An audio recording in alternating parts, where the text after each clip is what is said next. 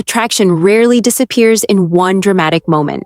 It doesn't end with a fight, it doesn't end with a mistake, and most of the time, it doesn't even end with another person. It fades right after a specific behavior begins.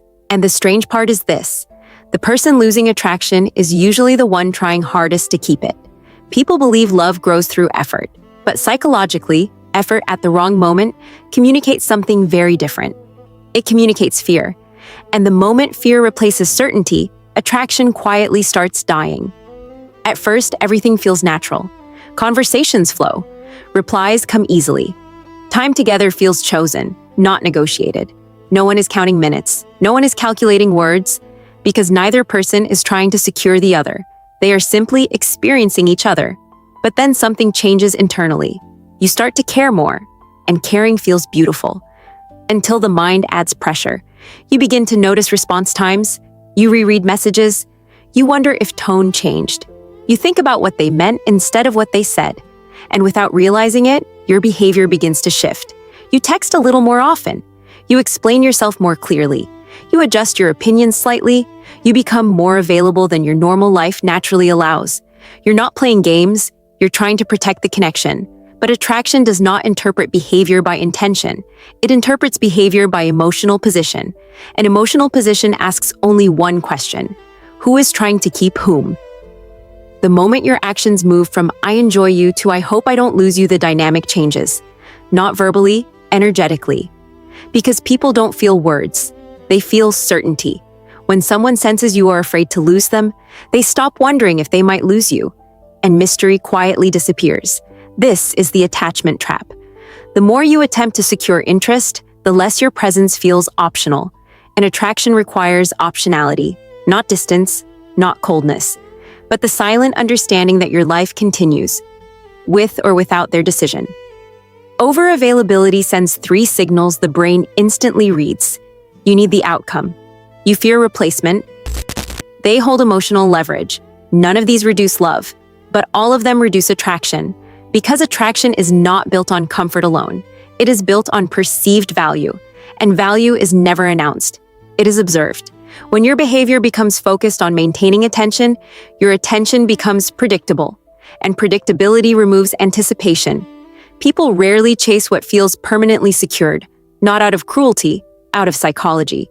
The human mind invests energy where uncertainty exists. Not chaos, uncertainty. There is a difference.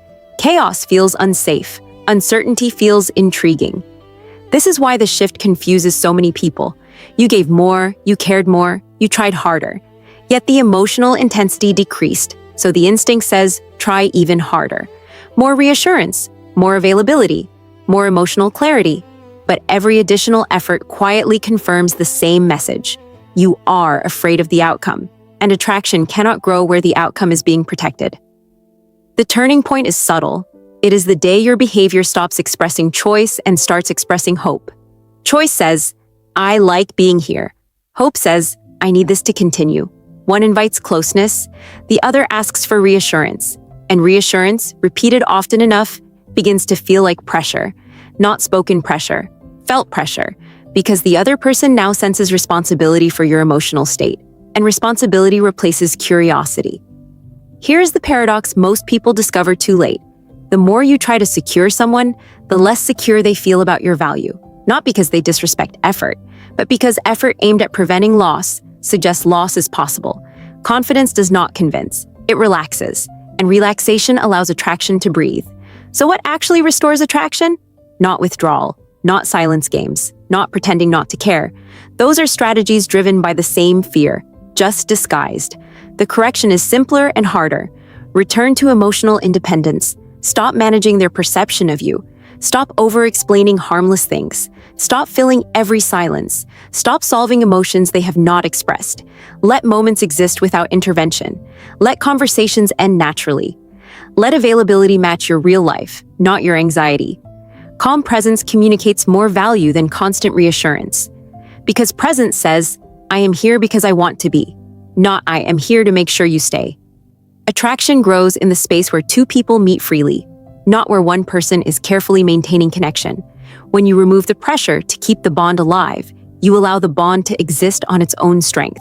And that is the only place genuine desire survives. People don't lose attraction because you cared.